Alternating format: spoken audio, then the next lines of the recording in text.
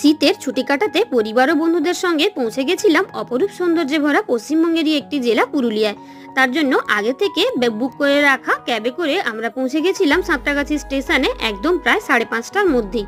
আমাদের ট্রেন ছিল সাঁতরাগাছি স্টেশন থেকে সকাল 6:08-এ রূপসী বাংলা এক্সপ্রেস। আমরা পৌঁছে গেছিলাম 5:30টার মধ্যে, আর ট্রেনও ছেড়ে দিয়েছিল নির্ধারিত সময় একদম 6:28। ট্রেনে উঠে চারিদিকে দৃশ্য দেখতে দেখতে প্রাকৃতিক সৌন্দর্য উপভোগ করতে করতে আমরা পৌঁছে গেছিলাম আমাদের গন্তব্যে। আর তার মাঝখানে বাড়ি থেকে আনা টি ব্রেকফাস্ট, যেমন পাউরুটি, কলা, ডিম সেদ্ধ, মিষ্টি, এইসব দিয়ে সেরে নিয়েছিলাম। আর তার সাথে ছিল ট্রেনেরই মাটির ভাঁড়ের ধোঁয়া ওঠা গরম চা, দুধ চা।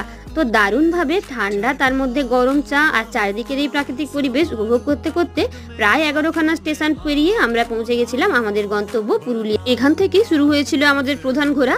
প্রত্যেকটা ভিডিও তোমাদের সঙ্গে শেয়ার করতে থাকবো। তো পুরুলিয়ার ব্যাপারে সমস্ত তথ্য জানতে হলে অবশ্যই চ্যানেলটাকে সাবস্ক্রাইব